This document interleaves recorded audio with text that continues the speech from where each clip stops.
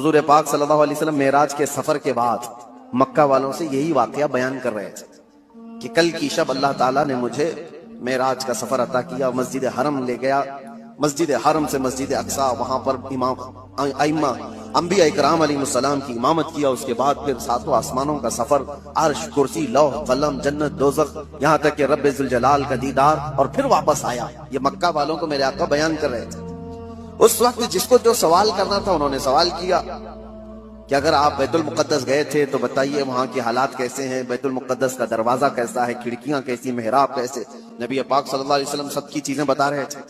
तो एक हुआ ये सवालात करके इल्म को बढ़ाना, और एक है बगैर कुछ पूछे कहना हाँ आप सही कह रहे हैं।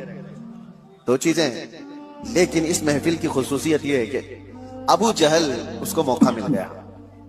उसने देखा कि इतनी बड़ी बात हुजूर कर रहे हैं तो गुमराह करने के लिए एक बड़ा चांस मिला है। बाहर निकला और सबको बोलने लगा कि मोहम्मद तो अब छोटी छोटी बातों से बहुत बड़ी बातों पे आ गए।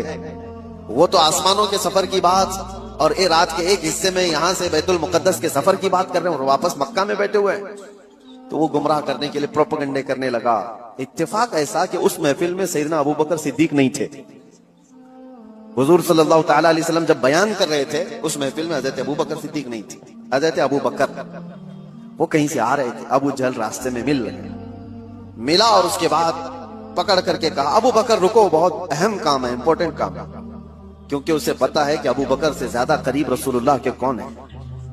तो अबू बकर रदी अल्लाह तआला अन्हु को पकड़ कर कहता है सुनो अबू बकर, एक मक्का में नया वाकया हो गया है। पूछा उन्होंने कि क्या हुआ है। कहा एक शख्स ऐसा है जो कहता है रात को वो सोया था और रात में वो उठ करके मस्जिद हरम गया, मस्जिद हरम से बैतुल मुक़द्दस मस्जिद अक्सा गया और वापस वो रात